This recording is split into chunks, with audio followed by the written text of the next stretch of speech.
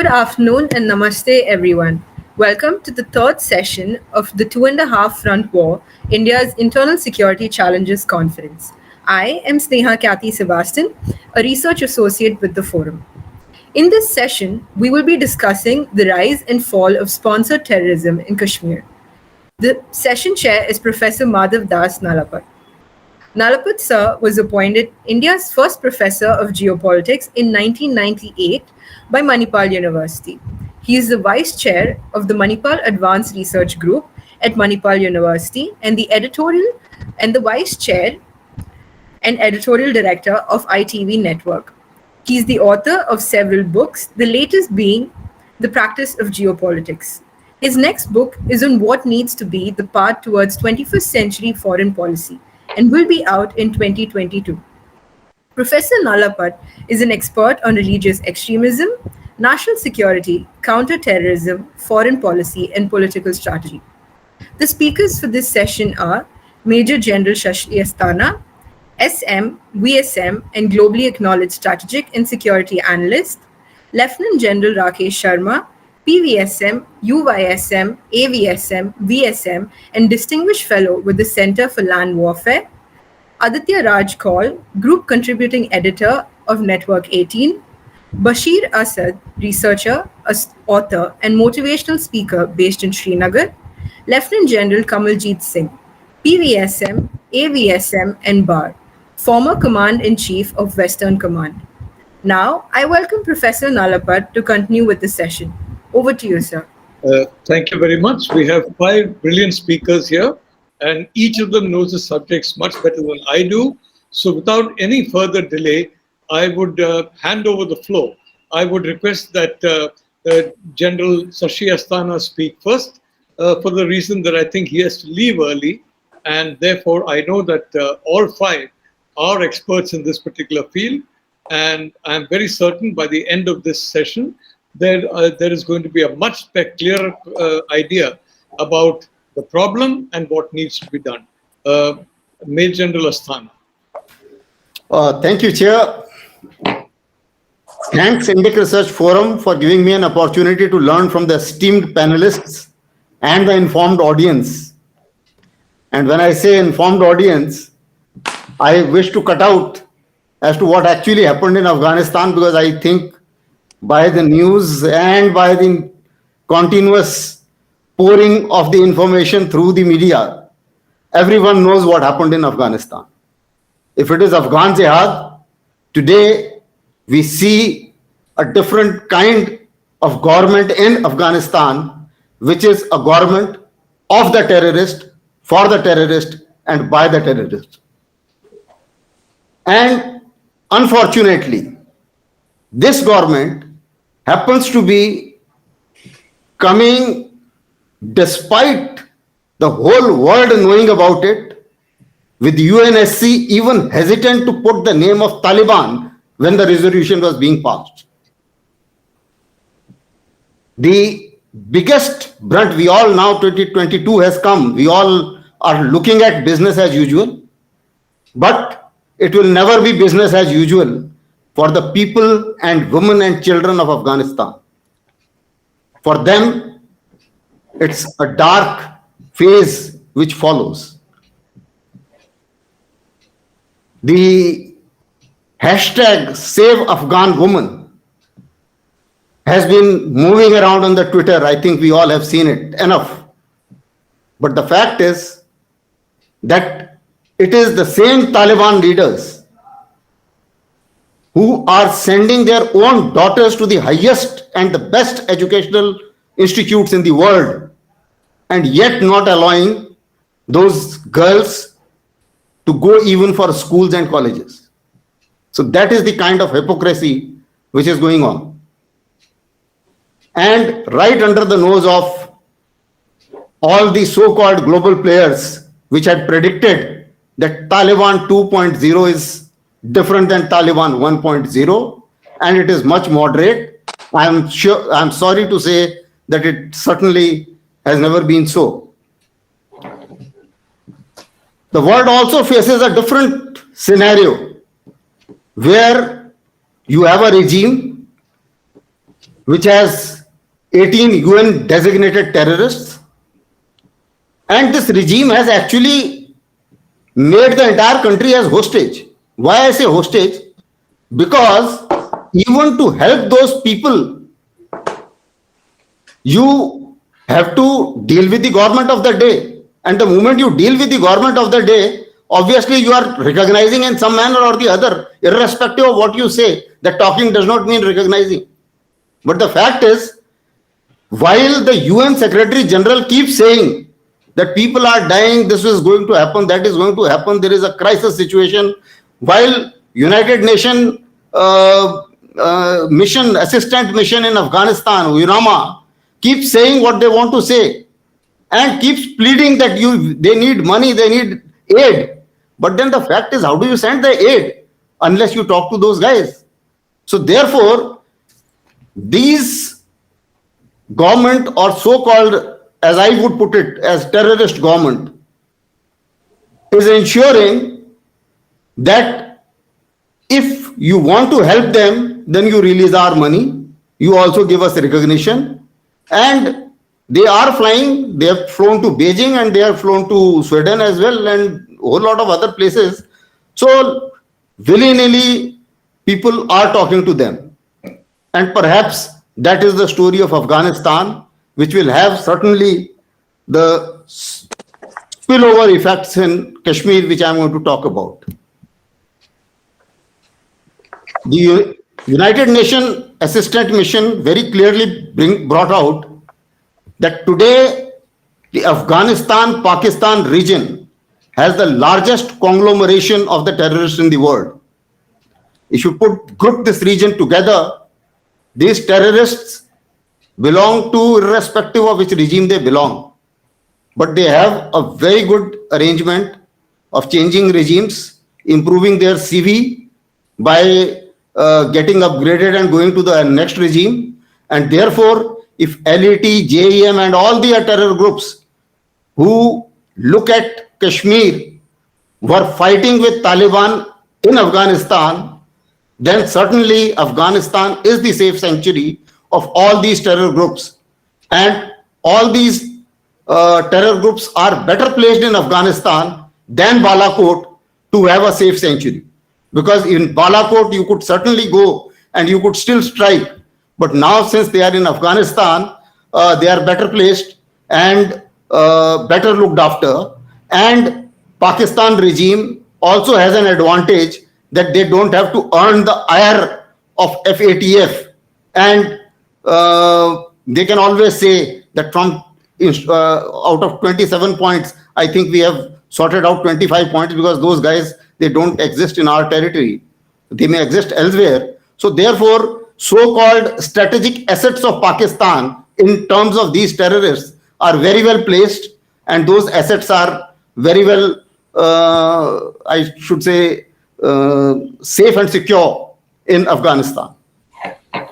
So safe sanctuaries has been one of the major advantage which they had. The second issue was, Taliban kept saying that, okay, we will not support terror from our soil. Nobody ever believed it. I think for last 4 years I have been writing and I said it can never happen. It's not possible. But yet, I think the global community went around for various political reasons, because everybody had their political stakes, and every single global player and the regional player has its political game to play. And therefore, perhaps they went along with that narrative. But the fact is, the day Taliban entered Kabul, next day they released the prisoners of ISK. Today they can keep saying that we have nothing to do with ISK, and ISK doesn't exist. But then they are lying as much as Pakistan lies that there is no terrorist in Pakistan. So that is the situation. And these terrorists which were released were the ones who killed the minorities, who destroyed the Indian infrastructure in Afghanistan. They were also the ones who have been looking at India, and they have also been looking at Xinjiang as well. But that's a separate issue, because China has dealt with them in a slightly different manner. The second worrying thing for Kashmir is the modern equipment which has been left behind by by the USA. A botched withdrawal is understandable. Why it happened is a different topic which I will not touch. I've written enough on it. But then the fact is that for whatever be the reasons, now this kind of equipment which is there, certainly these small arms and the surveillance equipment will end up in Kashmir. And these terrorists will be better equipped. That's one implication. The second implication is that since Taliban is short of money, it is certainly going to sell some of the equipment to Pakistan, and some of the equipment will also be sold to China, which will reverse engineer to get a better equipment and perhaps get better technology out of this equipment. Even if the algorithms are missing, they will try and find out and get some more guys, and perhaps the same algorithms can also be brought from other Islamic countries where the US equipment has been sold. So this is another worry which should worry us, because hereafter in Kashmir, or whether we are fighting outside Kashmir, that is the hybrid war, the weaponology as well as the force multipliers can be of a different level than what we are used to. The next issue is the terror groups like ISKP and the AQIS. Now, they have a design to target India. They have a design to target South Asia. The fact that the magazine of AQIS, Nawai Afghan Jihad, that is Voice of Afghan Jihad, became Nawal Ghazwal Hind, that is Voice of Conquest of India, which gives the intent as to where they are looking next. Now, how successful they will be, that's a separate issue. And Taliban, I don't think, has done more than a lip service to perhaps help them out, to perhaps to deter them in some manner. Similarly, the other affiliates are emerging. There is Islamic State Hind province. Now, they are the ones who were targeting some of the innocents. That street hawker who was killed, perhaps the claim was made by them. Similarly, the idea of killing innocents, the recent idea which happened in Kashmir, that also came up from that. So there is a fair amount of terror groups who are aligned to them. And when these terrorists come, so-called foreign terrorists, when they enter the Indian soil, we will find that they could be utilized for training TRF, for perhaps guiding them, and for guiding the terrorists, which are the homegrown terrorists. Earlier also, when in the last regime of Taliban, when the foreign fighters came, they went into Bangladesh. And in Bangladesh, when Jamaatul Mujahideen came up, then they were also perhaps targeting India. So whether it is direct targeting or indirect targeting, in both cases, this is possible. The second issue is the psychological part of it. There is an element of lone wolf attacks. There is also an element of psychological strengthening, that if Taliban, being a terrorist organization with all its efforts, can perhaps get the power, why can't we? And therefore, let's also redouble our efforts to do so. So this is a danger. The only silver lining is that our intelligence system, the synergy in Kashmir has been fairly good. And after they started killing the police personals, perhaps the local intelligence also started getting strengthened. And therefore, the infiltration figures have come down considerably. And even if there are more terrorists available in Pakistan, then also they have to be on the waiting list, because Pakistan was never short of terrorists to be infiltrated. if the infiltration came down, it was because of India and not because of shortage of terrorists, which can be redirected from Afghanistan. So there is a silver lining there in that context. But notwithstanding that, the ideology is a dangerous ideology. The Taliban success has rejuvenated many, especially the silent workers and the operators, especially the, shall I say, the supporters. And perhaps that activity can also need to be monitored. The second thing is, does the Islamic population in India, is it really getting affected, or has it got affected earlier? Now, the earlier figures was when ISIS was recruiting. If you see the population figure versus the number of guys that got recruited, India was one of the lowest. It was 0.5% which got recruited. And therefore, what I found was that to that extent, I think the Indian Muslim population is reasonably balanced, and therefore I don't visualize that that kind of spiral effect is going to come up. But yes, we can't put our guard down, and therefore we need to be quite active on that. So therefore, what we need to do, yes, one thing is very clear: whatever is happening in Jammu and Kashmir, it's a matter of about 7 to 8 districts where it happens. But the entire globe sees it as if the entire Jammu and Kashmir is boiling. And in those 7 to 8 districts, the reasons are more political than any other reason. And I would put it this way: then when the whole world says, Ashley Tellis has been saying that India is a sponge which absorbs terrorism and things like that. So that is one reason why we need to put our systems in place. We need to modernize our forces. We need to give better force multipliers, better surveillance equipment, better intelligence, and all other things which we need to do. We also need to have higher conviction rate. We need to have higher legal framework. I think this UAPA is a weak law. I think we need to have a stronger law. We also need to strengthen them with perhaps drone and cyber capabilities. We have so much of intelligence capabilities. I think we need to track them out. And I think I've finished my time. I won't waste any more time. And back to the chair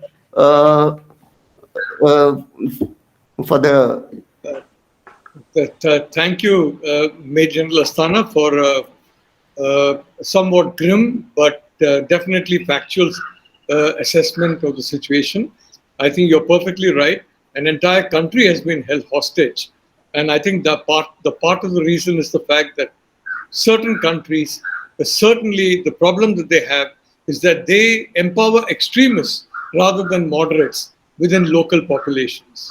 And I think that is something of really significant worry to all of us in this part of the world. We have Lieutenant General Rakesh Sharma with us, who has very extensive practical experience in this situation. And I would therefore request Lieutenant General Sharma to please address the audience. Thank you, Professor Narapat. Thank you, Indic Researchers Forum, for inviting me for the talk today. And I assure you, sir, I will overshoot my 20 minutes. Now, the subject given to me is Kashmir militancy from JKLF to TRF. That's about 35 years. To be compressed in 20 minutes is absolutely not possible, but I'll do my bit. Now, the contours of militancy in J&K in the last 35 years have gone ups and down like a sine curve. And there are a number of times when the hopes have been raised and hopes have been waned later. The origins of what's happening in J&K come up from Afghanistan, Pakistan, as has been brought out by Janasthana. There have been also relevance of political developments in Pakistan and policies and not so good policies of India and the state governments. There have been political initiatives taken by us in India, which have also caused ups and downs. So I'll chronologically sieve through the corresponding events on militant fronts and also on the political front. and relate to the effects that it has with the state. There will be factual issues and there will be some analytical issues as part of the thought process. Now, analysts have divided this period from 1988 till date to three, four different parts, but I would basically divide it into two. That is the period between 1988 to 2007, and then from 2008 till date. So I have taken a measure of 2007 as a key year that we need to remember. Now, the earliest phase of militancy on Kashmir emerged in late 1980s, but the politics of that era is important. The 1983 elections, J&K, if most of us recollect, were divisive in nature.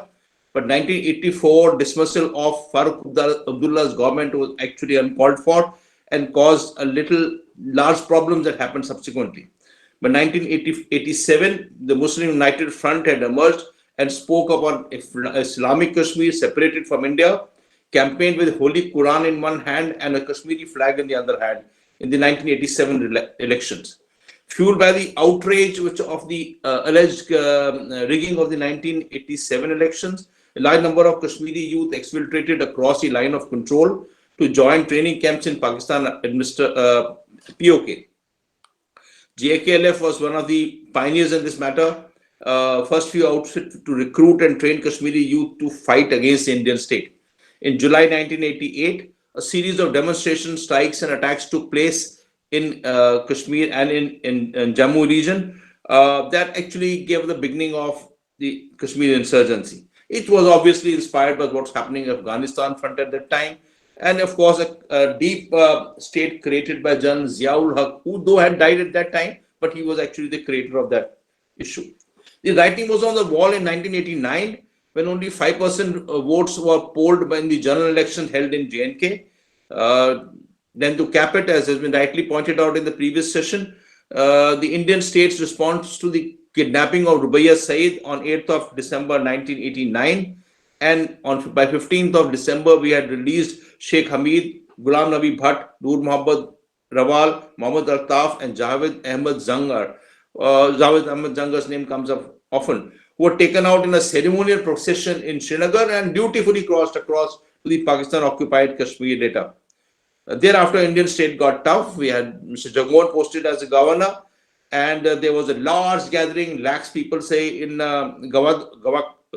Gawakadal on 20th January 1990, where mass firing took place. People have quoted hundreds and 100,000, but official figures are there about 110 odd people who died in that firing that took place. Of course, these figures are all debatable. Thereafter, in January 1990, the most difficult period of Indian history, when there was a mass exodus, 3 lakh Kashmiri Pandits left. Mr. Kaul sits here. Kashmiri Pandits left Kashmir and they moved downwards. Starting January, there were mass murders of Kashmiri Pandits carried out at that time, and we all remember that period so vehemently. Early 90s saw a full-blown insurgency. ISI by that time marginalized JKLF as it was a kind of pro-Azadi group in favor of Yusuf Shah of Hizbul Mujahideen, who was more pliable to the Pakistani cause. HM became a dominant group in 90s. JK government also tried its hand on a counter-terrorist group, which is also a matter of study for us, the Ikwanis, the Kukepare, and the Hilal Haider counter-terrorist group. They soon became target of the foreign terrorists, and in 1 3-month period in 1996, about 56 Ikwanis were killed, and that literally decimated these counter-terrorist groups that were formed by the state to combat the militants. Now, in the 90s, as we are aware, the militancy was in full bloom. Kashmiri youth crossed across to LOC for training camps that were mushrooming in POK, other provinces, in NWFP, as it was called, and also in Rawalpindi. The process of joining the militancy was intense, with recruits traveling through rough terrain, jungles, heights, LOC for many days. Recruits will be inducted in programs and subjected to intensive training. Thereafter, they'll acquire weapons, and the firing being carried out across on the borders, they will be facilitated to be returned back into Jammu and Kashmir. And then, of course, they were accompanied by Afghan Mujahideen and Jammu Mujahideen from other Pakistan Army, etc. They were battle-hardened, tough, and capable of carrying out several damaging attacks. In 90s, dozens of militant outfits had come out in J&K. Many of these groups such as HM, JKLF, Al-Barq, Al-Jihad, Muslim Jama's Force, many of these survived. Most of them got decimated and finished in no time or amalgamated with other groups. Indigenous groups jostled from some space, leading to a brutal internecine conflict that was taking place between groups in the early 90s. HM, LAT, and JAT are the only groups that have survived in the 90s. HM is the only indigenous group left out, which was there right from beginning and is survived in this time. So two distinct subsets of militancy in 90s. We actually call the period of 94 to 96 as the era of the foreign terrorist, because there's the maximum time the foreign terrorists were being killed in India is that period up to 95, 96. So the foreign terrorists outfits such as JEM and Lashkar-e-Taiba came under this category. Most of the terrorists were citizens and criminals left from the jails in Pakistan and pushed across into own side, who have been recruited by these outfits. And most also came from Afghanistan. We found a fellow who was Chechnya, there were fellows from Libya, and they were Palestine, so came from all over the place. And then there are, of course, local militants, which include local Kashmiri youth, not in large numbers, who were recruited at that time. So consequent to these attacks being carried out and all things, the Indian armed forces woke up and they created a counter-terrorist outfit, an excellent organization that has lived us for good stead, and that's called Rashtriya Rifles. It was specialist. It established a gridded pattern of combating the forces. It established a system for carrying out the road management and road survival against attacks and IEDs. So the Indian armed forces also transformed themselves to accept the Kainan, and we must thank late General B.C. Joshi for his initiative of creating the Rashtriya Rifles at that time. But there were attacks progressively increased. In 91, 92, there were 5,500 attacks on the security forces. But by 1996, they had dropped down to sub 100. So when the foreign terrorists came and the RR was raised, we were able to dominate this the whole cycle of operations, and things were better by that time. Of course, there was a hijacking of IC 427 in 93. There was siege of Hazratbal carried out thrice. In 1993 twice, and in March 1996. There was also a siege of Charare Sharif in December 94. Elections were held again in J&K in 96, and NC won the elections. On the political front, Nawaz Sharif came up, and we had Indra Kumar Gujral. There were good discussions that took place in Male, and some kind of a composite dialogue process started at that time. So, there was a beginning on some political movement. Now, the Prime Minister Vajpayee's years are most important in the history of our nation, of Jammu and Kashmir. Now, Prime Minister Vajpayee made sincere efforts to bring about peace there, despite all the problems that happened during his time. The bus yatra to Lahore, though Musharraf was already preparing grounds for the Kargil war. Meanwhile, Musharraf took over in a coup. And this was followed by the hijacking of the Indian Airlines flight IC-814 to Kandahar. And Indian state, as often happened, somebody referred to the weakness of a state, released three hardcore terrorists, Masood Asar, who we hear even now, Umar Sheikh, whom we have heard of later, and Mushtaq Ahmad Zangar, which we have referred again earlier. So, this thing continued in this manner. 2000 and 2002 were very tough years for the militancy in J&K. Terrorist attack. When we say maximum terrorists killed in a year, we refer to 2001, 2002. Those are years. 2,000 terrorists were killed in 1 year. So you can imagine the way the things had gone up after the Kargil war and after the parliamentary attack. Those were tough years for these forces there. So the parliamentary attack, which was referred earlier also, led to a 10-month border standoff, followed by Agra summit between President Musharraf and Prime Minister Vajpayee. Had a lot of hope, but it did not succeed. And then there were interlocutor KC Panth's efforts, and most importantly, the effort of Deputy Prime Minister M.K. Advani, in which he started discussions with Hurriyat on the prodding of Prime Minister Vajpayee, and 2-3 meetings were held. But unfortunately, the government lost in the election in 2004, and it moved away. It's important to mention about some personalities in this manner. Muhammad Yusuf Shah, commonly known as Sayyid Salahuddin, is the head of Hizbul Mujahideen. In '87, he contested election. He was a cleric. He had a mass following of youth. He had firebrand speeches in the Jam Masjid. So he elected. He was a candidate for Muslim United Front, and rightly so. People said he should have won in the Srinagar's Amira Kadal constituency, but he lost. Consensus is that the election was stolen from him and given to a national conference candidate. He today heads the United Jihad Council, which is a Pakistan-based conglomeration of 13 jihadist militarist groups sponsored by the ISI. Of this, of course, 3-4 are only influential types, and others are just also ran. Lashkar-e-Taiba, Hizbul Mujahideen, Harkat-e-Mujahideen, Al-Badr are the important ones. Lashkar-e-Taiba is important to be mentioned because they are called the army of the good, or the army of the pure, as they call themselves, founded by Hafiz Saeed, whom we know. He's a Pakistani, this organization was created by the funding they got from Osama bin Laden. Hafiz Mohammed Saeed is a Pakistani wanted terrorist, co-founder of Lashkar-e-Taiba, and also chief of Jamaatul Dawa, mainly operating for Pakistan. Hafiz Saeed is currently serving 11 years prison sentence. God alone is where mostly he keeps giving speeches outside. Until 2008, the situation remained stable and the number of local militants killed in encounters had got lower and lower. Muhammad Masood Azhar Alvi is a radical Islamist whom we call Masood Azhar, and terrorist, being the founder of Pakistan-based terrorist organization called Jaish-e-Mohammed, active mainly in POK. 1st May 2019, Masood Azhar was also designated as an international terrorist by Security Council. I must mention the All-Party Hurriyat Conference. It was formed in 9th of March 93, the alliance of 26 political, social and religious organizations as a united political front. Meanwhile, Umar Farooq, with their base in Jama Masjid and downtown Srinagar, took over, which is a hotbed of actually pro-Pakistani sentiment. He was the first chairman of this organization.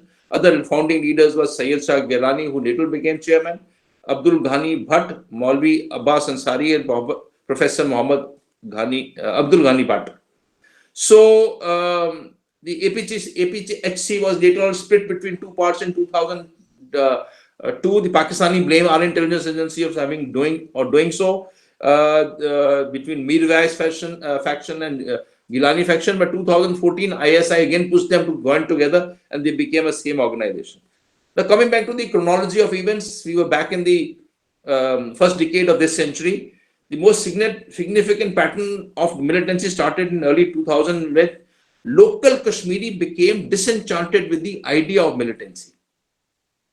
You know, this is a significant change that we saw in the beginning of this century. The popular sentiment meant that they started fearing democratic means of resolving Kashmir conflict.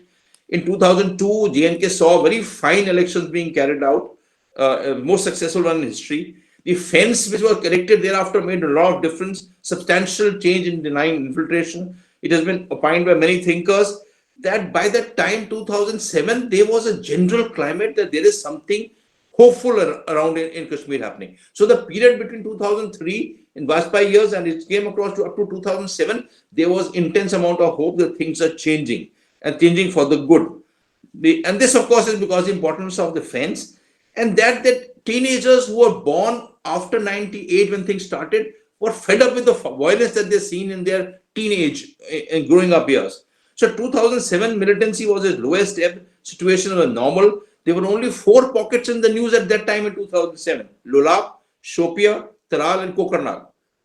But the official narrative of Indian and the state government continued as if it's routine. There is a whole lot of fighting going on there. So narrative continued. The new generation of the Kashmiri youth came of age. They were deeply cynical of the elders, saw militancy as futile, saw film world, saw software industry as the future passion.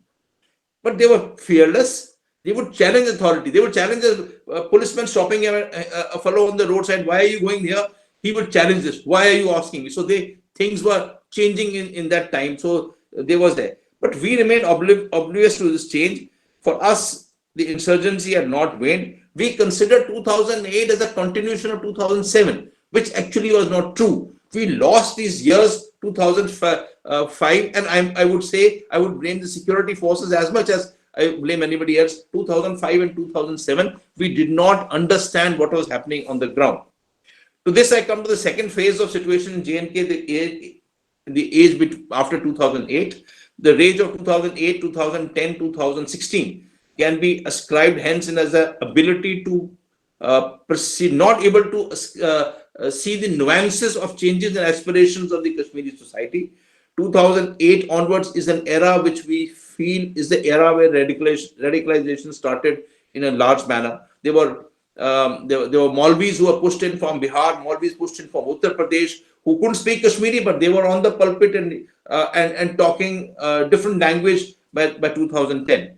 So I said 2008 was a turning point. Government of India and Government of Kashmir, for some wise reasons, agreed to transfer 99 acres of forest land of Sri Amarnath Ji Shrine Board in the month of May, and that caused intense controversy, and there was a blockade. Like we talk about a blockade with Nepal, there was a blockade which was carried out in Nagrota, and in that area, and convoys are not allowed to move up to J&K. So that 61 days was a tough period in the history of Kashmir Valley. The demonstrations being carried out, they said at one demonstration there were 5 lakh demonstration in Srinagar, and then there was of course firing being carried out. Finally, the government had to relent, withdraw the legislation, and bring about peace because of that thing. So 2010 was a series of protests. This was carried out because the army was purportedly killed 3 innocents, Pakistani infiltrators, which were later on turned out to be not infiltrators, and they were local civilians, for which a CO and many others were punished and court-martialed. But the protest was launched by Mirwais and by Shahid Saad Gilani, which called for complete demilitarization of J&K. The mob started pelting stones, and the brickbat started. I'll just take 3-4 minutes more, sir. And there were rubber bullets used, etc., etc. No, infiltration, exfiltration, not possible. Recruitment became much lower in these areas, and these times new militancy was localized. Recruitment process was easier in locals, but then there was also the issue of foreign elements of groups. So they were rudimentary training. That's why when he had a fight with Burhan Ghani in 2015, it lasted only 15 minutes because the people were being recruited, but they were low quality fighters. By 2015, Wani released a video calling for young Kashmiris to join jihad. He had been designated at one time by Indian resources to be a top recruiter because of his media-savvy attitude. And so we did a demographic profile of the terrorists being killed in the course of last 3-4 years, and it comes out that 43% were local youth recruited by LET and JEM, 45% joined HM. So the studies have shown that the new recruits are predominantly for only 4 districts, which is Pulwama, Shopian, Kulgam, and Anantnag. They operate within 10 to 20 kilometers from the areas that they belong to. They are not venturing out left, right, and center because they have the warmth of their own population when they get it. And social media, I must add, has come out to be a very most effective weapon of the new militancy. Militants no longer require coercive means of the press to support them. Thousands and thousands of pictures every day or every month are being put across on social media sites. New content is published on Telegram and WhatsApp, encrypted site, dying declarations of militants, funerals being carried out, videos of training of these people being done. And so social media is not a tool of communication for the people. There it became a weapon of war. And number of times it was trapped into, militants were trapped. For example, 2018, LET commander Naved Jat, who ran away from a prison in Srinagar with the help of HM. Later on, a video came out. He was walking around in Anantnag Road as if he was inspecting his deployment out there. This is all motivating people to join more and more. So that was a changeover which happened earlier. The pelting of mobs, we have heard what General Bipin Rawat has been saying. Pelting of mob was only cordon breaking technique. It became a terminology being used among militants, cordon breaking technique. So-and-so militant is an expert in cordon breaking techniques. That's the kind of language being used across there. Now, before I end, a short one about the terrorist front, which I've been told the TRF started, it became his life on 12th of October 19 in Srinagar, Lal Chowk, and carried out an responsibility of an action being carried out. portrayed a kind of new indigenous type of resistance. The outfit is now threatening. The game has just begun and it will strike. It is just a way of LET to show that there is a local face and it's a resistance and it's not a militant group. The language is being used is different. It's not Arabic. It's more secular in nature. It is just their way of getting out of FATF, etc., to say it's now localized resistance and we are not involved into this one. So that's TRF. My last issue here. More than 2 years after the abrogation of Article 370, Kashmir is visiting a relatively peaceful period. We who have been students and we watch every action and we see where it is taking place, we correlate actions being carried out. Data on the militancy and counter-militancy, if you follow SATF and other sites, depict that the new Kashmir sees a lull in violence. Every indice of terrorism today, including net infiltration attempts on the border, grenade attacks, suicide bombing, stone pelting, strikes, all have come down, except the IEDs have shown a little marginal improvement. So there is a change happening in last 2-3 years as we come to 2022. Once again, it is our opinion, many of our studies, that the situation is right today, 2022, to use right initiatives. This is the time to do initiatives to address the psyche of the Kashmiri population. It's not a question of employment, development. Those words don't matter. HR indices wise, J&K is much better than most states. We have to address the psyche of the population. And I end by asking myself 4 questions. 1, if 1953 Sheikh Abdullah was not put in jail, what would have happened? 2nd, if in 1984 Farooq Abdullah's government was not dismissed for no reason, what would have happened? MUF wouldn't have come up, 1987 elections wouldn't have happened, things would have been different. 3rd, if Prime Minister Vajpayee was not defeated in 2004, I think it would have, my personal opinion, it would have made a change. Of course, that's all history. 4th one, if we had read the signs of 2004 and 2007 again, rightly, maybe things would have been different. And I lift my 5th question. I am now in 2030. And this is a question which Professor Madhav Nalpat will ask me in 2030, sitting in the same forum, which he says, why didn't you read the eventology of 2002 and 2022 well, that we have come to 2030? So we must not allow to not read what mistakes we have done in 2004 and 2007 must not be done in 2022. And I rest my case, sir. Thank you very much, Lieutenant General Sharma. I truly,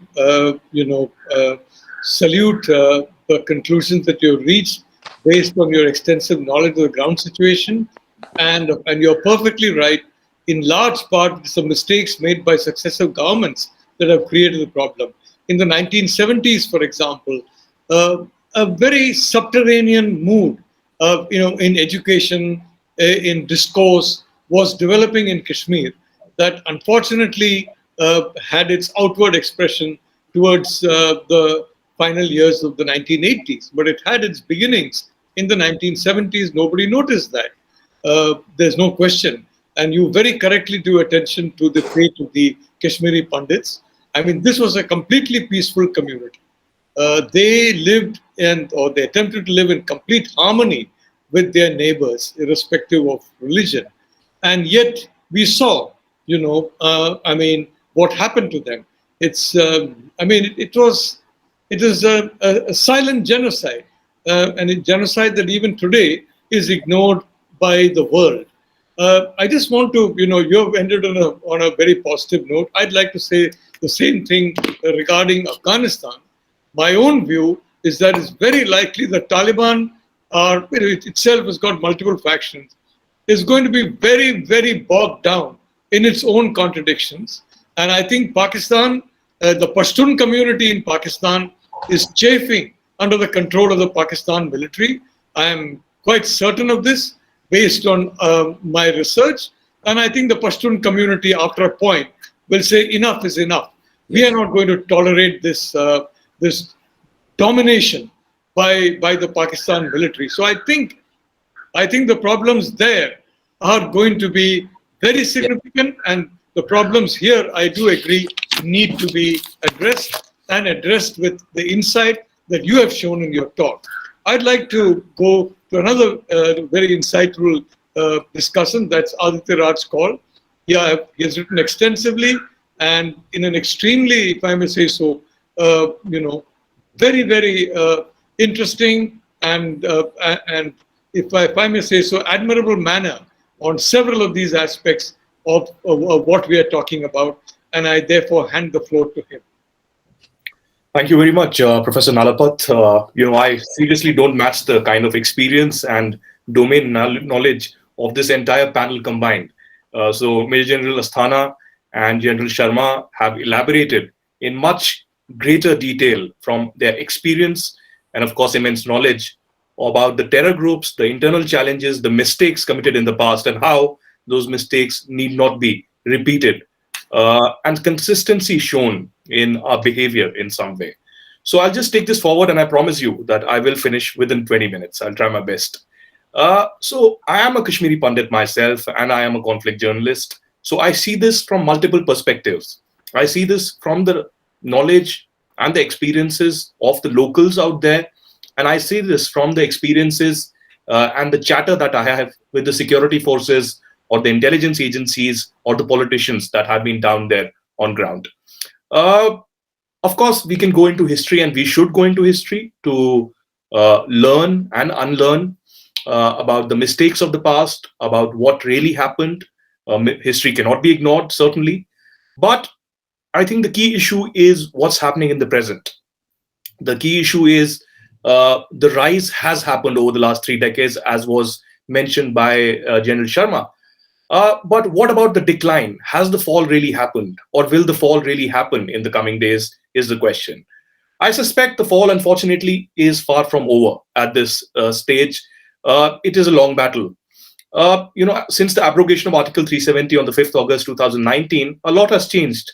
In fact, I would say ever since 2017, because 2017 was very much important for Jammu and Kashmir because of the approach that the government took. It gave a free hand to the National Investigative Agency to go all guns blazing against the radical separatist outfits, including the Hurriyat Conference and the JKLF.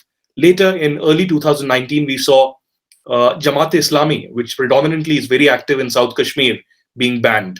We also saw Jammu Kashmir Liberation Front, JKLF, being banned. Now imagine, there have been mistakes committed. One such has been with JKLF. I'll go point by point. Now, the JKLF, Jammu Kashmir Liberation Front, has been active for decades together in Pakistan-occupied Kashmir under Amanullah Khan, who was the father-in-law of Sajad Lone. And, of course, here in India, there was, of course, the Haji group. And apart from that, Yasin Malik, Bitta Karate, Javed Mir, and others who were actively involved in atrocities and targeted assassinations of Kashmiri Hindu minority and also security forces ever since 1990.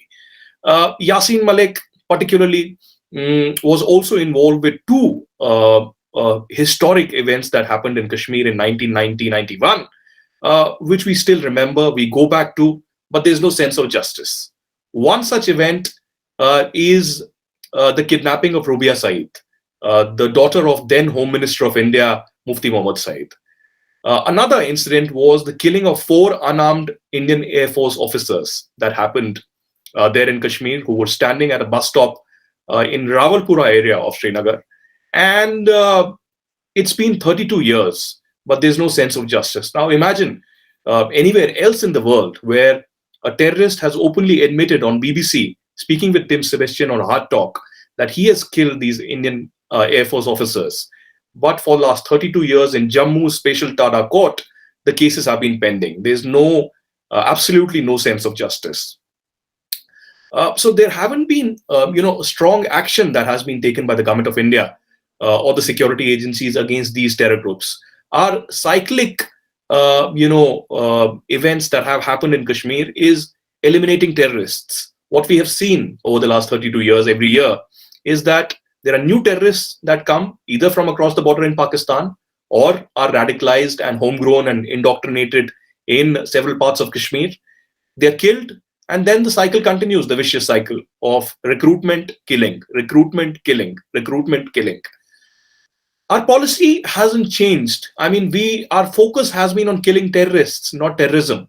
Our policy has been on eliminating them in encounters, but not eliminating radicalization at the grassroots level, which poses the massive challenge ahead of us. I, of course, do not deny the fact that external challenges are there. Pakistan-sponsored terrorism, Jaish-e-Mohammed, Lashkar-e-Toiba, and other groups, including Al-Badr, sending their terrorists here, coordinating with the locals, with the overground workers of Hizbul Mujahideen, and coordinating these terror attacks. But since we are talking about a change ever since 2017, the rise and fall, why not change our mindset towards terrorism as well, about our policy in Jammu and Kashmir? I'll go briefly to a historical context also. We have often seen politicians in Kashmir talk and refer to the rigging that took place in 87-88. They say, of course, that Yusuf Shah, who is now a known terrorist, Sayyid Salahuddin of United Jihad Council, who I had, in fact, also interviewed in 2012, he was involved in elections from the Muslim United Front. He was a very educated person. He has studied political science. He can speak fluent English, Urdu, Hindi, and Kashmiri. And he had contested elections. Interestingly, Yasin Malik, who later became a terrorist and right now is in Tihar jail, was his polling agent. And of course, there was rigging that happened. National Conference was blamed for it, even today is. And we know what happened in history after that. But nowhere else in India or nowhere else in the world do we see a situation where a rigging takes place and the other side, which perhaps has not got justice, picks up arms against its own people, against the constitution, the democracy of the land. So I don't think that we should, in fact, go so deep into some kind of a personal guilt that the rigging led to terrorism. I don't think so. I think rigging was just the last nail, perhaps, in the coffin that led to terrorism. It would have eventually happened. Pakistan perhaps got an idea out of it, and more, propelling strength at that particular moment to conduct radicalization, to conduct arms training of terrorists and youth who went from Kashmir to the other side and then got eliminated in different encounters. Similarly, we've seen political initiatives by the Vajpayee government and the Manmohan Singh government, where the Hurriyat Conference has been often invited at the Prime Minister's office and invited to talk. On one hand, the government of India said that we will not have a third-party intervention. We will not, invite any other people apart from the democratic representatives. But here they were inviting the Hurriyat Conference, and not just a moderate faction, but all across, people from all styles and corners. So my question really is that when you invite a person like Yasin Malik, who has blood on his hands of not just Kashmiri Pandits, but Indian armed forces, who has openly killed, enjoyed, and perhaps celebrated the killing of Indian armed forces, and you are shaking hands with him and inviting him inside the Prime Minister's office. So my questions on this forum are that, did the Indian intelligence agencies and the Indian, perhaps should I call the deep state, mess up Kashmir completely by giving a long rope to these separatist organizations? Did the Indian intelligence agencies pamper the Hurriyat Conference, the JKLF and the likes for too many years that created this mess completely in Jammu and Kashmir? The answer, my friends, is an absolute yes. The policy has been messed up, unfortunately, by certain people of the intelligence agencies who thought that they knew the cure to Kashmir, who thought that these radical representatives of the Hurriyat Conference and others were to be used and misused, and that will pave the way for peace and dialogue one day. I don't think so. Where are they today? Most of the leaders of the Hurriyat Conference and the Jammu Kashmir Liberation Front are today in prison inside Tihar jail for various reasons, for receiving money through Hawala, through a certain person called Zahoor Ahmed Watali. And there is abundant proof. I mean, politicians have confessed, activists have confessed. There are other, technical intelligence and proofs that have come in of how money was received from Pakistan. And my friends tell me that stone pelting that was prevalent till 2017-18, all across streets of Srinagar, Anantnag, Shopian, Pulwama, etc., why did it vanish completely? Did the people suddenly realize that stone pelting was not, going to help them? I don't think so. I think the money chain, the money supply chain through Hawala ended. And that's what resulted in some kind of peace, some kind of, the street violence ending completely. Because the security forces are still on ground, the youth are also there. Of course, the Jamaat-e-Islami elements, the JKLF elements, and the separatists have been picked up in great numbers. There's hardly anybody apart from perhaps Mirwais Umar Farooq who are free right now. So I think the biggest concern for us right now should be the growing radicalization down on ground. I have had the honor of not just being born in Kashmir, but extensively reporting from Kashmir over the last 10 years. And even though I had threat to my life, I continuously visited South Kashmir as well. In 2019, on the 5th of August, I was there for over 15 days. I spent time in Pulwama, Anantnag, and neighboring districts. And I saw the kind of radical thought process that is unfortunately there in the local villagers who see that, come what may, we have to fight India.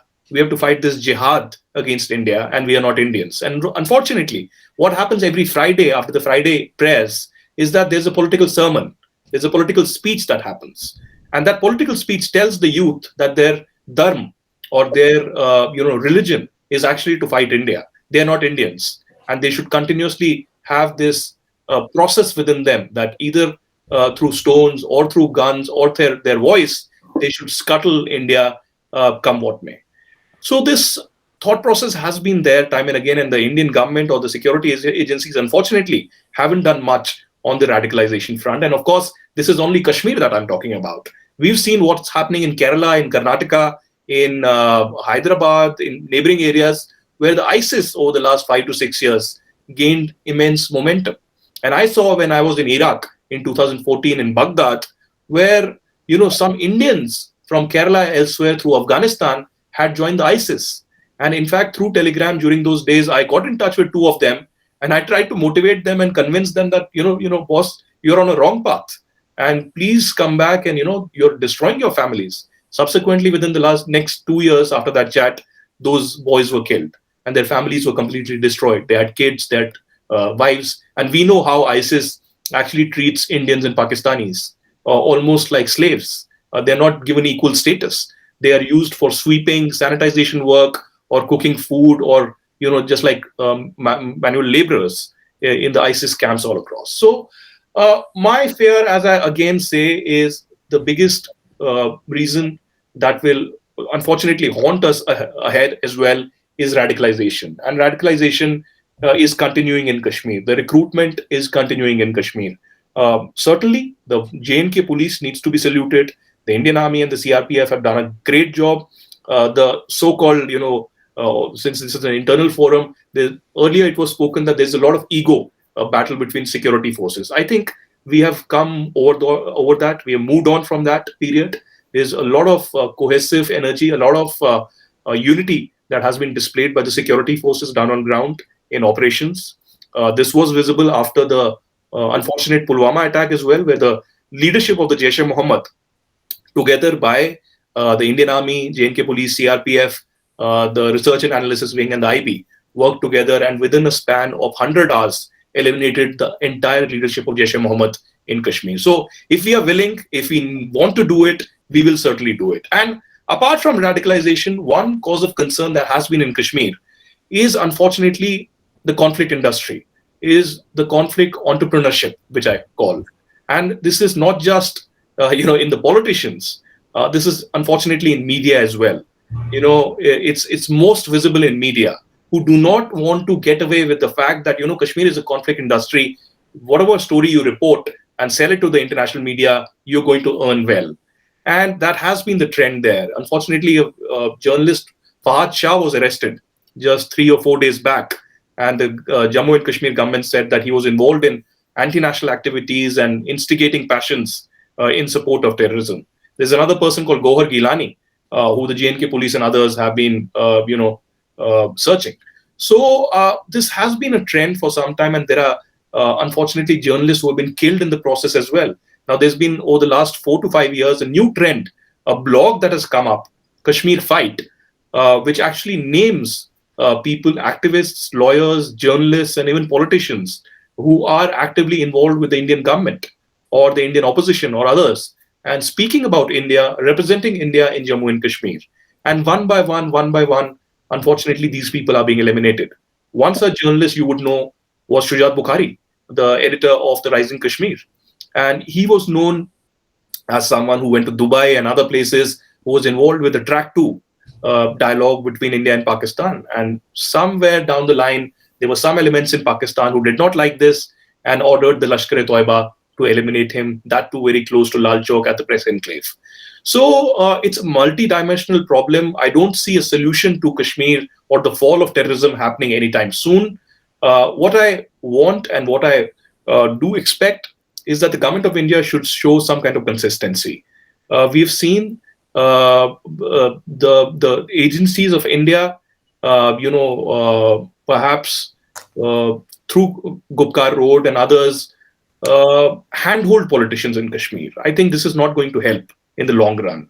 We know, those people who have watched Kashmir closely, how the PDP was created, and later PDP became the demon, the whole problem for government of India in the Kashmir Valley. Today, a very dynamic, or I would say, the youth president of PDP is behind bars for allegedly supporting terrorists in Pulwama and other areas. 3 days back, he sent me a message from Central Jail in Srinagar saying that, please save me.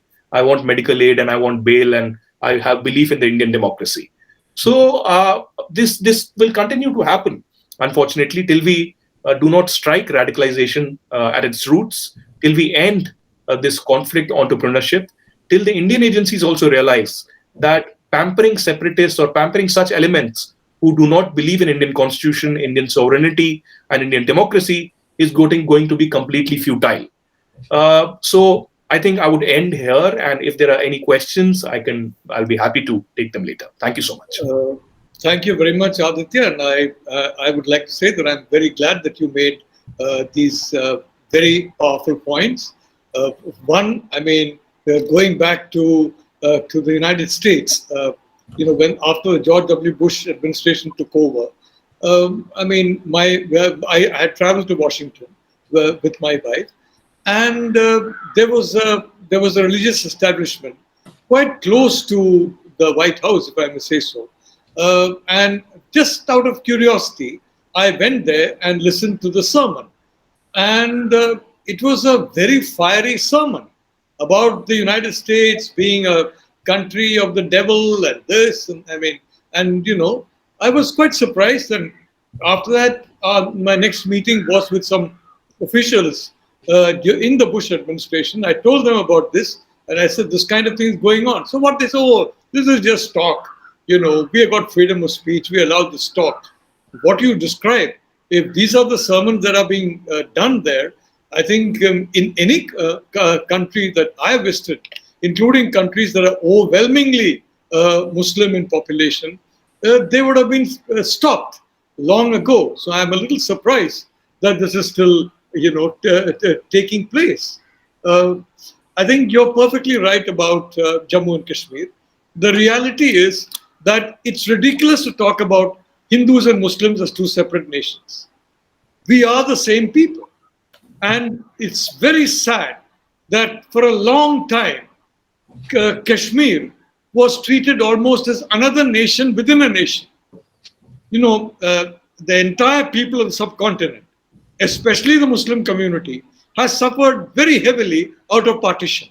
Now, so of the two-nation theory, which is an absurd theory, then you have basically a situation where you are creating, in effect, two nations in one nation.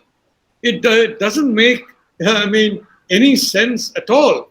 And of course, if you're talking about, some agencies and about the way, some of that then give handouts, precisely the people who are looking at doing great harm, well, I would point you to the Maoists in Nepal. They got very, very generous handouts during a particular government, very generous indeed. And those handouts were very useful to them so that they could travel to China more often. And when they came to power, not surprisingly, they all were pro-China. I don't know what was the effect of those handouts. From my calculation, it was near zero, but it was a huge amount. So I think, Aditya, I'm glad that you brought in a certain degree of skepticism and realism into this, and and as both our previous discussions have. And now I'd like to invite another very distinguished expert, and may I also, in some small way, like I call the other two discussions, a friend, and I therefore like to request Lieutenant General Kanwaljit Singh to please address the audience. Jai Hind, everybody. I hope you can hear me. Okay. Now, I have been asked to speak on Pakistan occupied Kashmir and our strategy for line of control. So, let me quickly take you through the Pakistan occupied Kashmir, which is around 13,000 square kilometers and is populated with 4 million people. What is changing is a demographic inversion is taking place. More Punjabis and Pothoharis are being settled over there. My family came from Pothohar region, which is in Hindi called Pathar, which is the hilly region. Jalkayani is from that area, and they are basically they are like Rohtak, Jajjar, Junjunu in India, very high in serving in their armed forces, a large number of them. So those ex-servicemen are being settled in POK. Then POK is not only this small strip of land actually. This is relatively smaller. The bigger chunk of that is Gilgit-Baltistan, which is about 6.5 times, which is 72,970 square kilometers, populated by only 1.5 million people. And in my perception, that is strategically much more important because that links you with Wakhan corridor, giving you an opening into Afghanistan and Central Asian republics. You can even have a pipeline bypassing Pakistan, bring it from Turkmenistan. Also, it has got tremendous amount of hydropower, which is now being exploited by China in CPEC in terms of Dimer Basha Dam. And Kohala, which is being made downstream, that is somewhere on the border of POK and Gilgit-Baltistan. Then there is Sakshgam Valley in this package, which has been given away by Pakistan without any reason. It's like Begani Shadi Abdullah Divana. आपकी है ही नहीं और आप gift करे जा रहे हो. So this is what Pakistan did in 1963. And of course, there's Aksai Chin. So let's leave Aksai Chin out of the discussion for today and let's look towards Pakistan-oriented POK and focus over there. So chronologically, it all started in 1947. Colonel Akbar, masquerading as General Tariq, unleashed raiders and plunderers, Kabylis. That all stalemated because of certain weaknesses of our political leadership. And in 1949, we agreed to a ceasefire line in Karachi.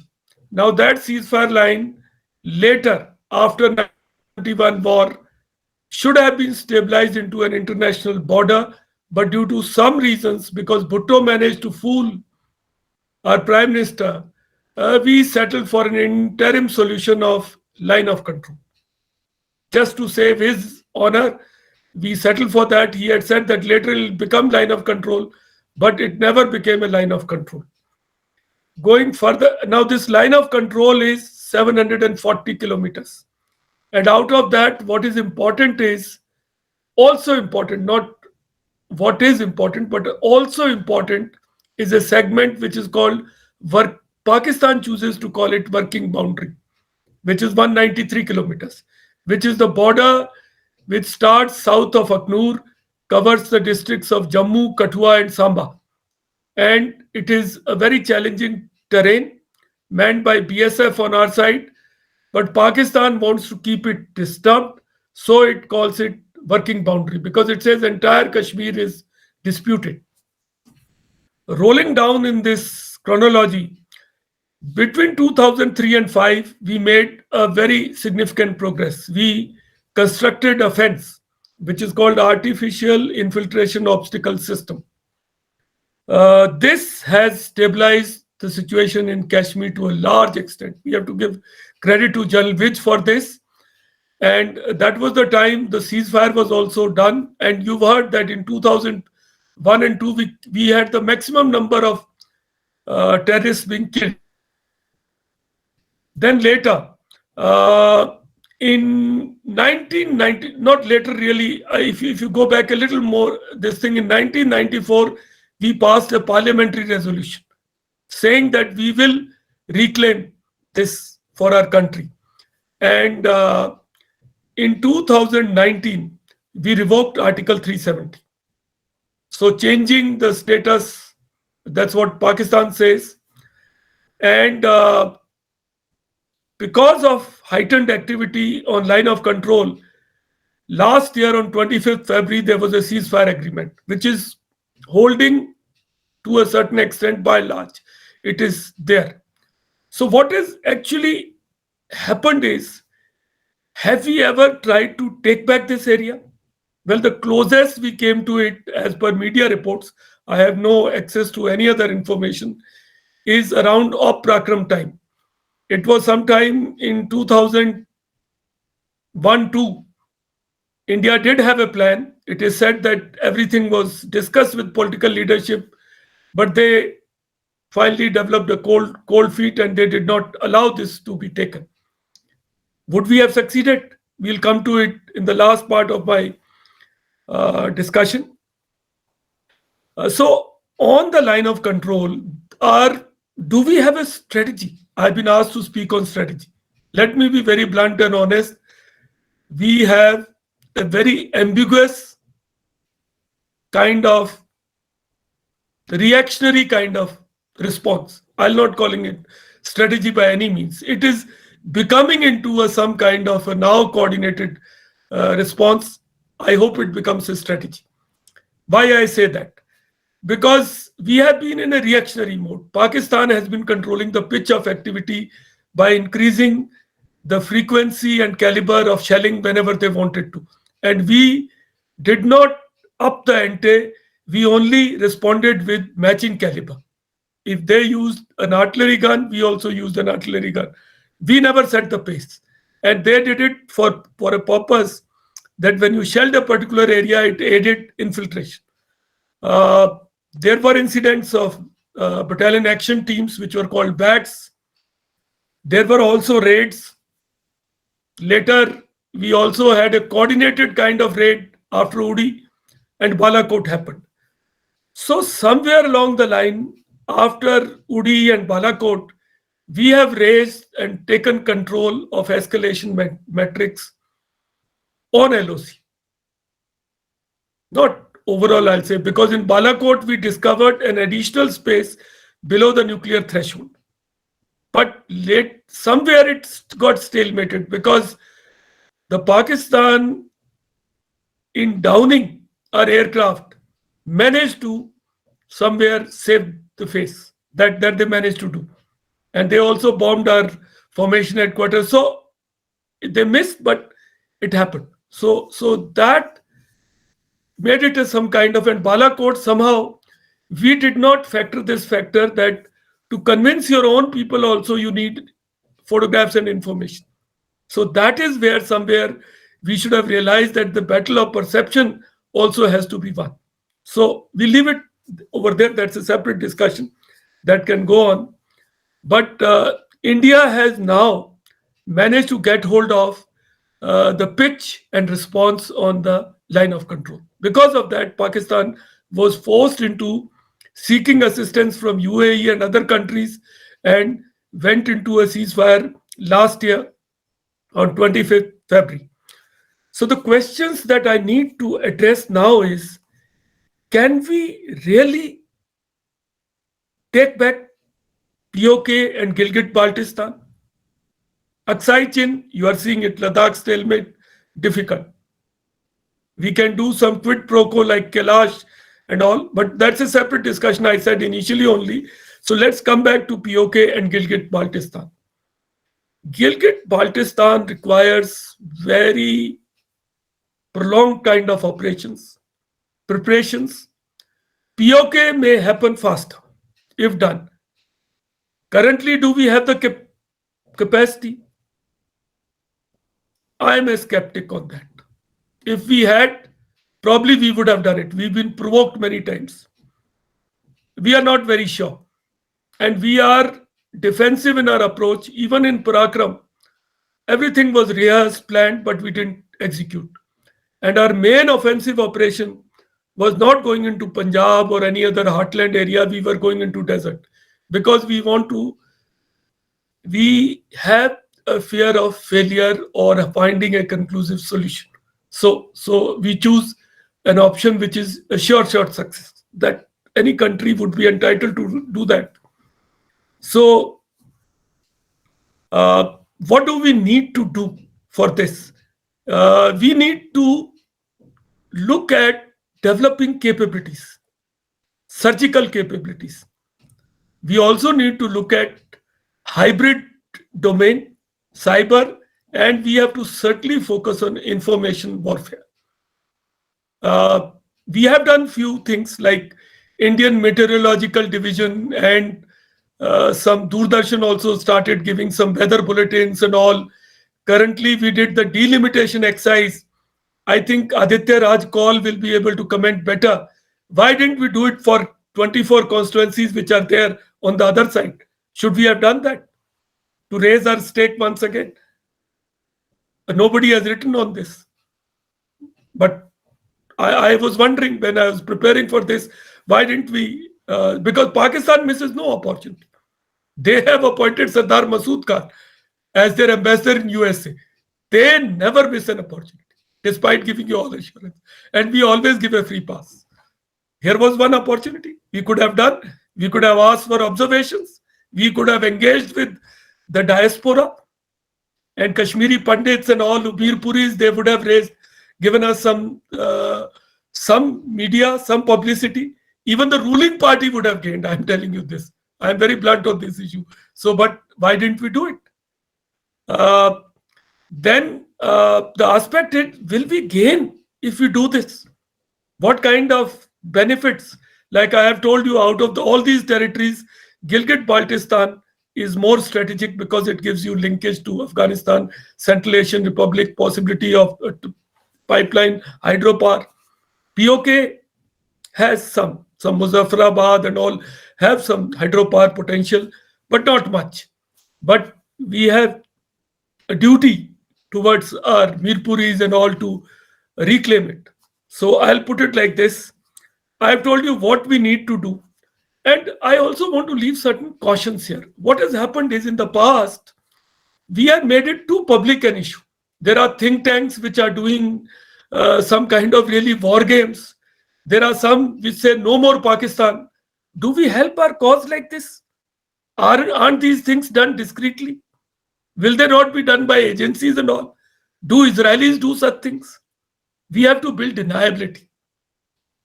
Even if we do it in hybrid domain, we shouldn't be going around the town and shouting that India is now going to. One mistake we made in parliament, we said we'll take back Aksai. Why did we have to say that? Do we even have that capability? So to keep your social media, Twitter, and your vote bank agitated is one thing, and to have a strategy and execute it is a different issue. We should decouple this. We should not mix external issues with our domestic politics. This is my belief. Public is not educated to discuss such things. I every day engage on Twitter with people who and I have to educate them. I have to tell them. I have to somehow very diplomatically educate them. But it's a challenge. And I would feel that agencies and the government must look at this aspect and develop certain hybrid capabilities, work in information domain, yet build deniability. India should not lose its mojo, which is that India is not a country which stirs trouble across. If it is happening, if we are helping it to happen, we don't have to go around claiming credit for it. That's a very bad strategy. So I have laid out some observations, some points. I've tried to stay within my time. If there are any questions, I'll make a sincere. And I must also, before I conclude, I must say that Gilgit-Baltistan is a Shia-dominated territory. It gives us a huge, big leverages. They are dissatisfied people. Even the Daimar Basha Dam, which is being made, the powerhouse is being located towards Khyber Pakhtunkhwa, KPK, so that they earn the royalty and the displacement takes place in Gilgit-Baltistan. Submergence is taking place in Gilgit-Baltistan. There are so many such issues. And India is one unique country which has looked after Shias. So we have these leverages over there. So I'm sure agencies must be taking note of it. We are not the first ones reading about it or looking at it. But thank you. I enjoyed this little discussion with you all. And if there are any questions, I'll make a sincere attempt to answer them. Thank you. Thank you very much, Lieutenant General Singh. It was an extremely illuminating talk. And I'm very glad that unlike successive governments, you have not pulled your punches. I quite agree with you that the problem to the conundrum of Jammu and Kashmir lies in Pakistan.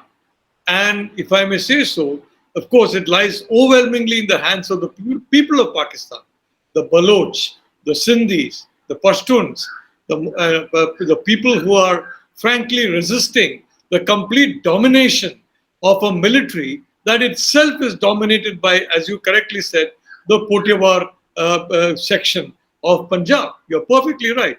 That particular segment has become the master class in Pakistan, the master race throughout Pakistan.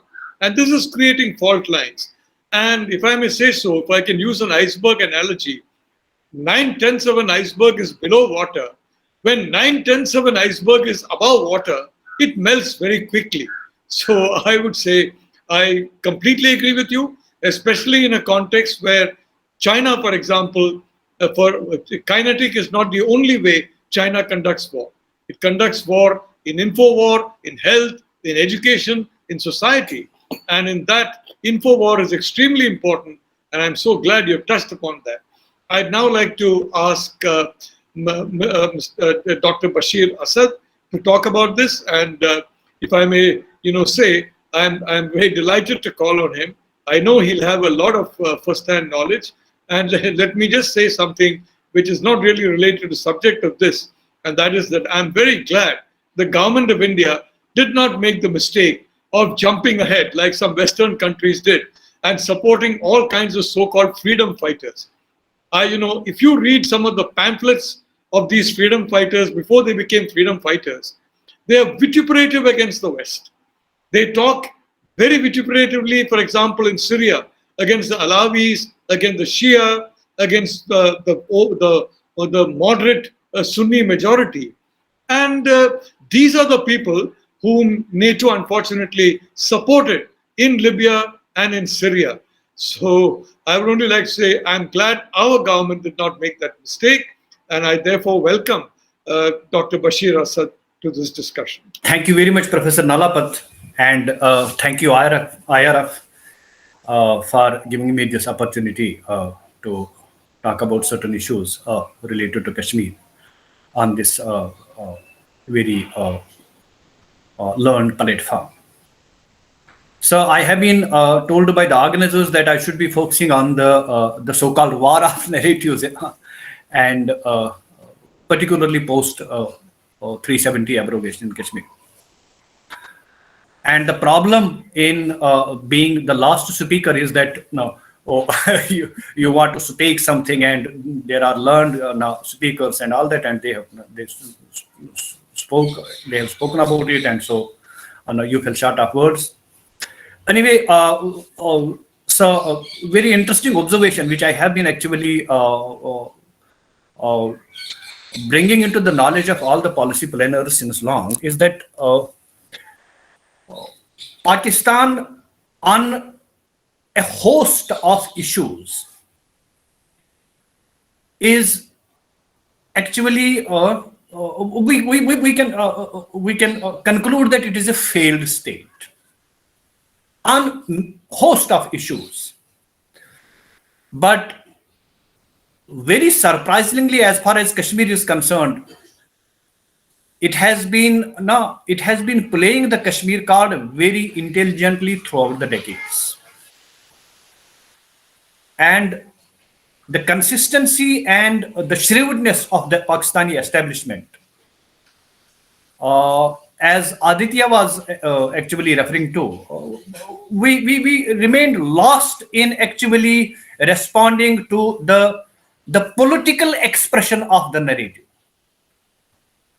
It was always about dialogue. It was always about Masla Kashmir. It was always about bilateral issue. It was everything on earth. And Pakistan kept us engaged very meticulously and very intelligently on this front. And in the process, we actually lost focus on what the ground realities in Kashmir suggest. I mean, the radicalization, the indoctrination, the hatred, it has never been the focus of the policy planners in New Delhi.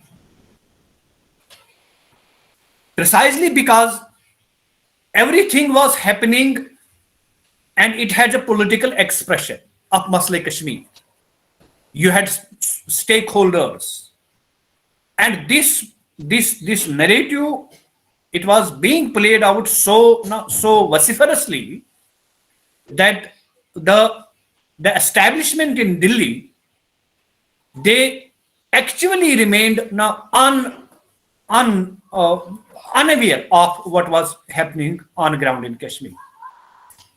The engagement was so interesting, and it was so enormous that there was always whenever we formulated any responses to the Pakistani provocation in Kashmir, it was always that we are ready for dialogue, we are ready to resolve the outstanding issues, etc., etc.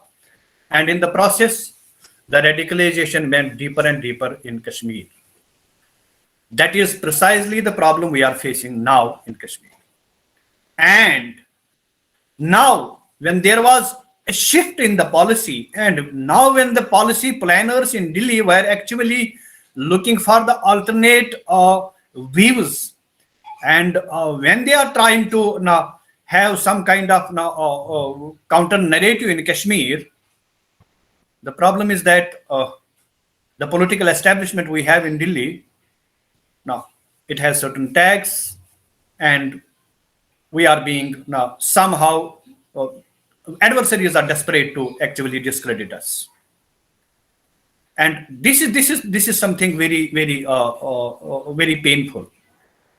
The other day I was speaking somewhere that if after abrogation of Article 370, because that was to me that was actually the last weapon left with the establishment, left with the nation to go with to address the problems in Kashmir we are facing.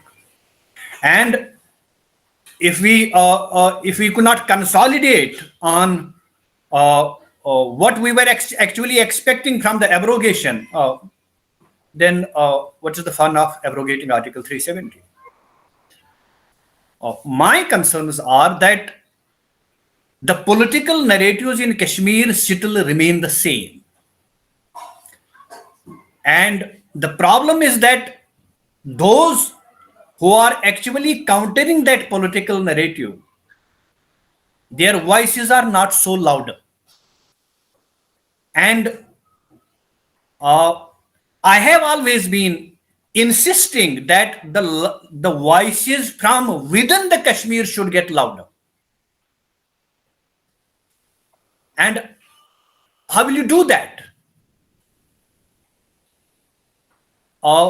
There was a friend other day who took on Twitter suggesting that the people who have been who are engaged in building counter narratives in Kashmir, they are actually the discredited lot. So this is something very interesting, sir.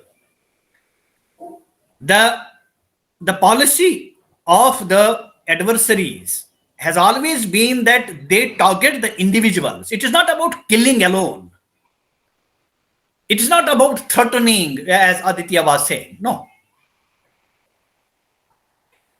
Their consistent policy has been that they target the individuals, try to discredit them socially, and make them obsolete.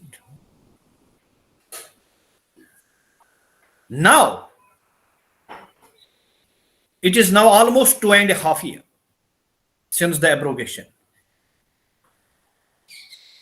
How many people have come forward to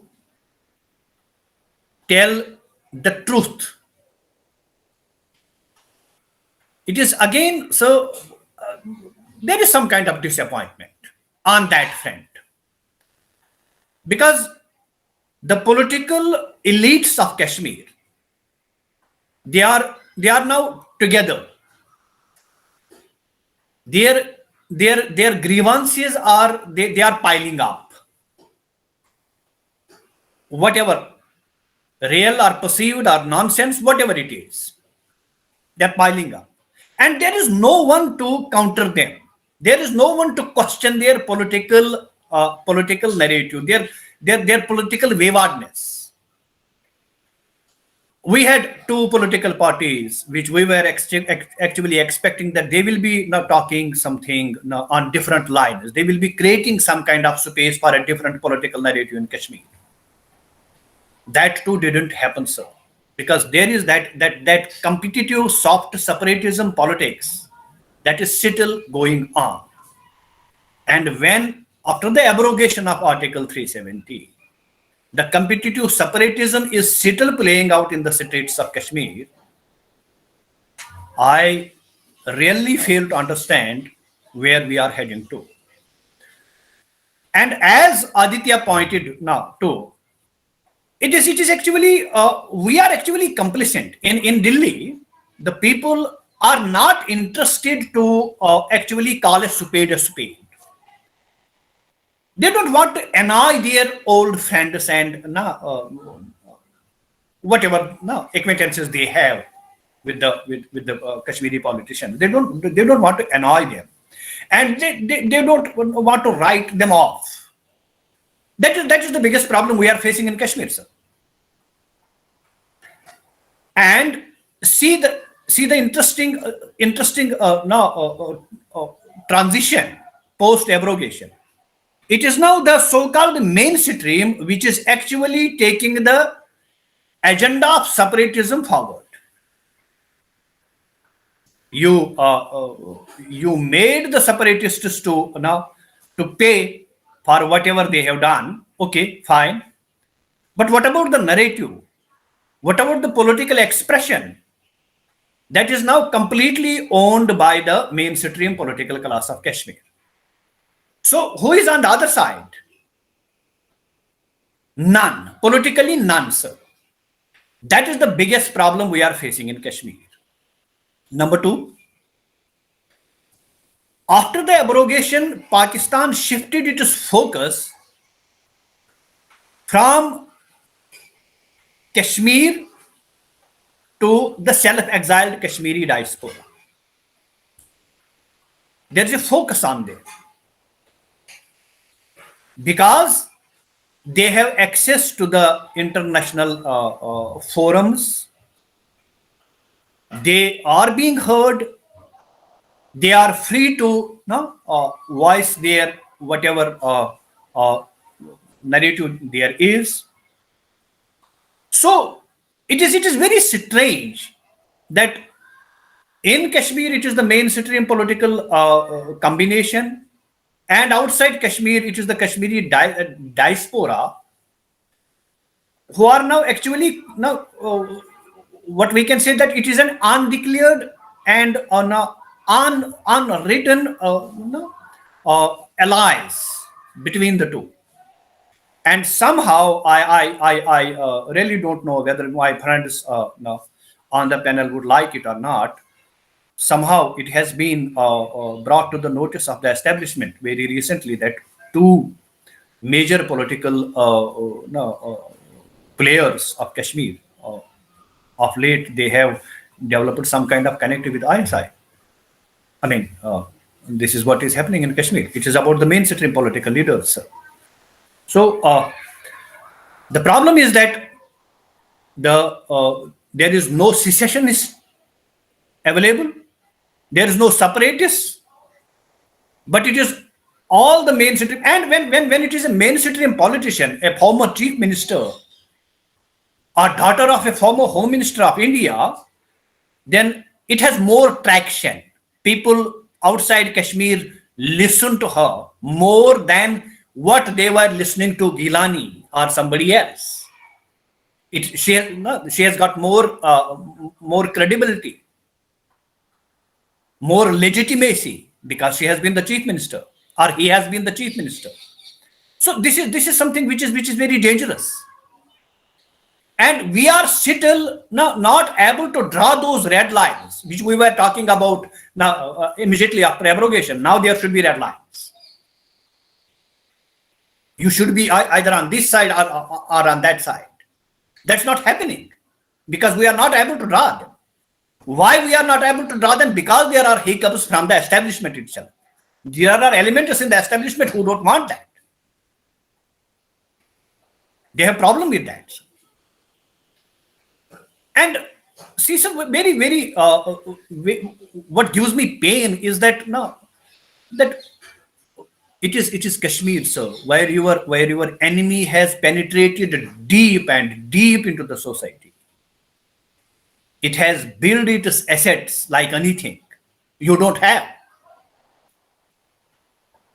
You don't have those assets among your own people in Kashmir. They have created those assets, as Aditya was talking about, the media, assets in media, Kashmir media, assets in Kashmir business, assets in Kashmir politics, assets in Kashmir academia. They have assets there, sir. And what you are doing, sir? Now we have actually in Srinagar, we try to now have some kind of plan in place where we suggested that now it should be the nationalist constituency who should be naming and shaming the adversaries. For last 30 years, it is the adversary which is naming you, as Aditya was saying, I am facing threat and all that. Aditya, now appreciate the degree of threat I am facing while sitting in Srinagar and talking like this. Still, I have been suggesting that no, if it is that Thakur, Muzammil Thakur, whosoever it is, and if it is a guy sitting in Srinagar like Gawhar Gilani or his cohorts like Pirzada Ashik, etc., etc., we should be naming them bloody. You are the agents of enemy. And that process has finally, sir, started. It has taken off. So we are actually now still in our infancy as far as now trying to build this kind of narrative is concerned. But you will appreciate, sir, efforts are on. There are different now. There is some kind of pushback to this kind of narrative. We are facing certain kind of problems, but still we are going on. We try to build this narrative that for last 30 years it is Pakistan and it is Situjis in Kashmir who have destroyed the social fabric, as you were mentioning, sir, who have destroyed this economy, who have destroyed now everything in Kashmir, who have radicalized and indoctrinated lots of youth, and who had made the people to bleed. So this is something which we need to now very vociferously and very vehemently now talk about, so that it gets a space in Kashmir, this kind of narrative. Then there are many other issues, related issues, I may suggest, sir, which the people in Delhi must understand. One, that in Kashmir, what is actually required, sir, is not investment. It is not about employment also. So, you will agree with me that Kashmir is far better than many other states as far as per capita income is concerned. You have the far less number of people living below poverty line, and you have hardly any shelterless people in Kashmir. So, as far as education is concerned, yes, improvement is there. Investment, okay, fine. So, but these things didn't help you for last 30, 40 years. They didn't help you. It is only when you will be able to change the perceptions of the people, perceptions of the masses. That is the real success. And how you will change that? After abrogation, you have not many options left with you, to be honest. Post abrogation, your immediate concern should have been how to go about changing the perceptions in Kashmir. You should have been investing on that trend. But there is very, very little focus still on that trend, sir. A friend in Delhi summoned me twice, sir. A very senior officer in the establishment. He summoned me twice. Bashir, why are you focusing on this bloody? Why are you naming this, naming that? Why don't you bring out those positive stories and all that? Why don't you talk about the positives? मैंने कहा sir होगा क्या? No, we should actually forget about this now, conflict and all that. We should be talking about the normal life and all that. And his argument was that you were the guy who were always advocating that we should be talking about the separatists post-abrogation. We should be talking about the separatists. We should be holding them responsible for their actions and all that. See, we didn't talk about them, and they are a forgotten lot now. They have become redundant. I said, no, sir. They are imprisoned. And if at all they have become redundant, it is the individual. It is not the idea. The idea is still there. They left that idea somewhere and Mahbooba picked it up. And so many others. So what should we doing is that I have been saying that people should be, by the Kashmiris itself, not by Professor Madhav Nalapat. You should be encouraging Bashir to tell the people in a Lal Chowk that bloody, it is the Pakistan who has made us bleed for these many years, and now we should actually say goodbye to Pakistan and its situations in Kashmir. Unless and until you don't have those counter narratives in place, and unless and until you don't talk about your enemy. I have recorded it in my first book also that the biggest policy paralysis we ever had was that while coming to Kashmir, Professor Madhav Nalapat would say that Pakistan Bharat ka dushman hai. It didn't serve any purpose. I was expecting that Professor Nalapat would say that Pakistan Kashmir or Kashmiriyon ka dushman hai. This is the way to go about, sir. If you want to change the perception, then you have to You have to make the people believe and realize that Pakistan is your enemy. And because of you, it is enemy of the country.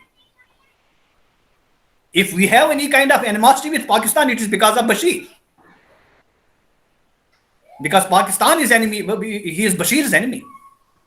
So we actually need to now work on changing the perceptions. So the perception management is something which is very, very important if you want to win this game.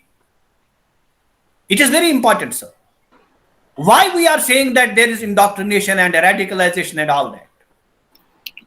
How will we prove it? Aditya mentioned about Shujat Bukhari. He never ever accepted it that there is some kind of radicalization and indoctrination in Kashmir. He would say it is political radicalization. So we should not be afraid of now talking about the radicalization and indoctrination. How will we prove it? We prove it because a section of people, a large section of youngsters, they support that narrative, the narrative of adversaries. And that is the indoctrination. That is the visible indoctrination we have. Why on earth, on Indian soil, somebody will talk about Pakistan? So it is radicalization. It is indoctrination. I need not to prove it. It is already proven.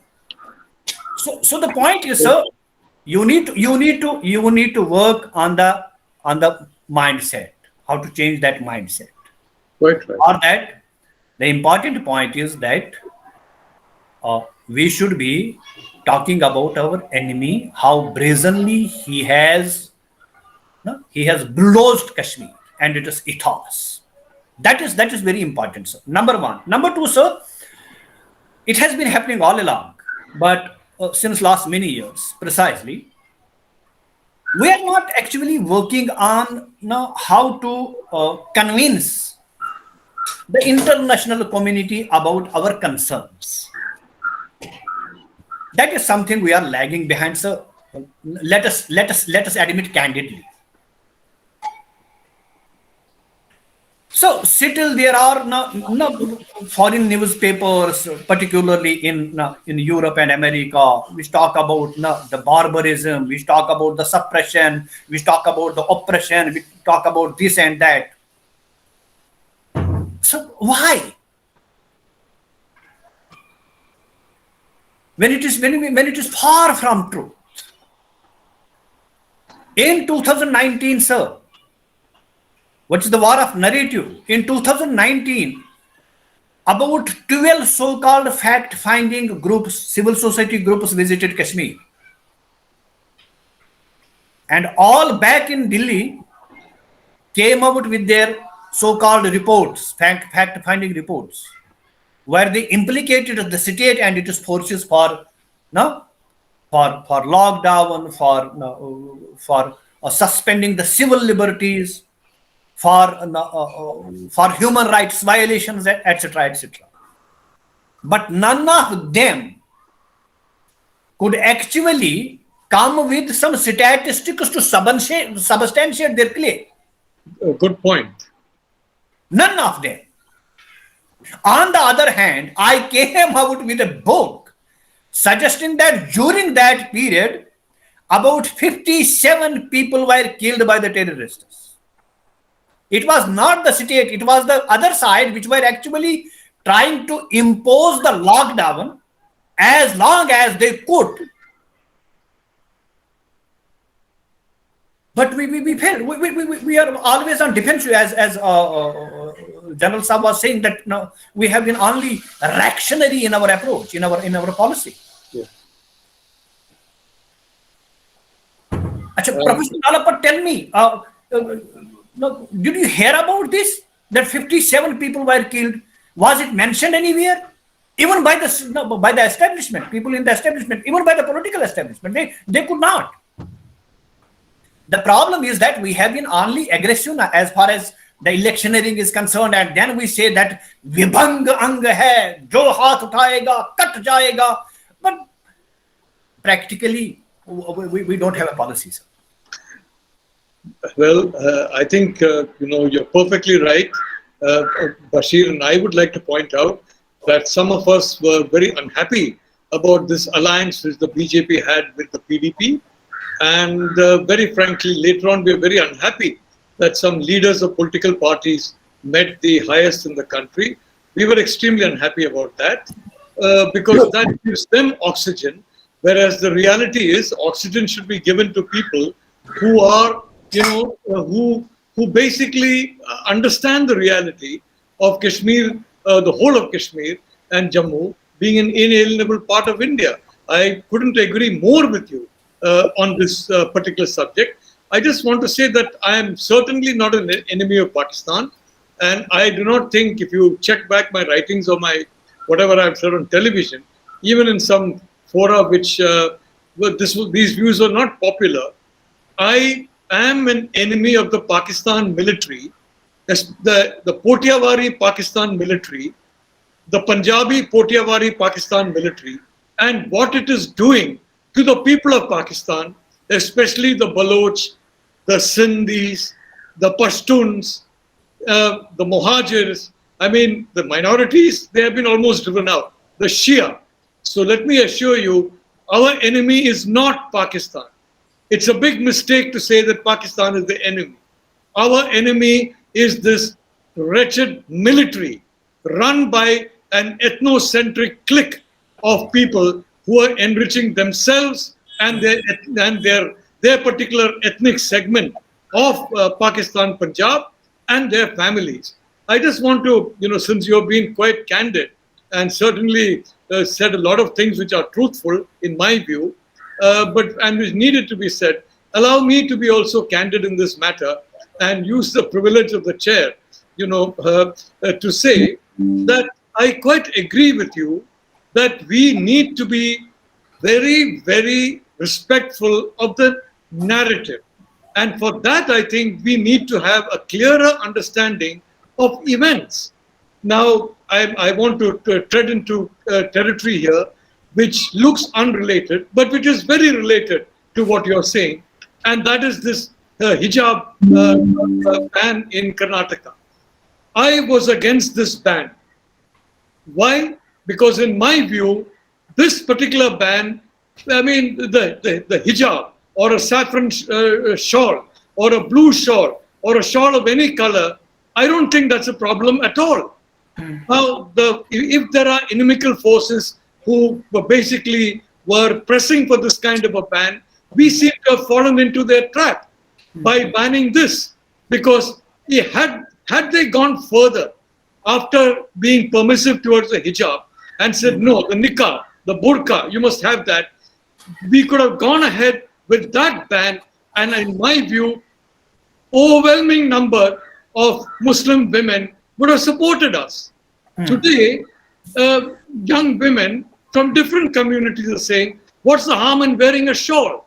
So, as my military friends will say, you have to know which territory to fight in, which territory to lure the enemy in, and then react in force. Absolutely. These terrorist groups, if they are responsible for this particular thing, which I have not seen the evidence of at all, but of course, a lot of evidence, unfortunately, including evidence of the immense wealth of some of the mainstream quote-unquote leaders in Kashmir, are very well hidden from the Indian public, although they are well known inside government. Well, the reality is then the next step after that ban would be to go and try for a burqa level. I mean, not the ban, if that is permitted, to try and see if the burqa then is allowed.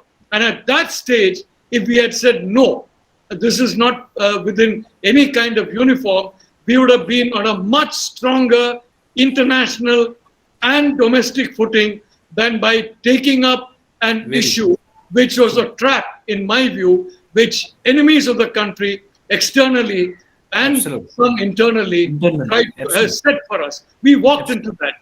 They should have walked into our trap. So allow me to say, Dr. Asad, I've also been politically very incorrect at various times. I'd rather be politically incorrect than wrong. I think it's better to be correct than wrong.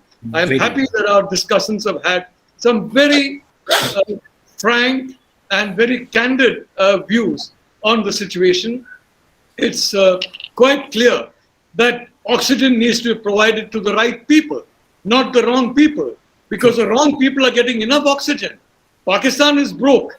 There's no question. The state of Pakistan, not the military, it's flush with money. But Pakistan is broke. But there is a power behind Pakistan, China, which is not broke and which is doing providing a lot of oxygen. So there needs to be very clear direction of oxygen to the right quarters. I'm glad that you have raised it. I'm glad, in fact, that Lieutenant General Singh, Lieutenant General Sharma, Major General Shashi Astana also raised these issues. And I do hope that the habits of the past will be overcome, lest the past overcome the present or the future. Thank you. And I don't know if the organizers will allow maybe a few minutes for questions, but if not, I will have to bring this particular meeting to an end with thanks to all our brilliant speakers and thanks to them for their very outstanding views. And in my view, these are views that go with the creation of a modern, moderate India. That is the only kind of India that will become a superpower. When some of us, I wrote the Times of India, India is going to be a superpower in 30 years' time. I was laughed at. Today, the same people who laughed at me are now talking about India as a superpower. So the times have changed, views have changed. They had better change where events in Jammu and Kashmir are concerned. Thank you.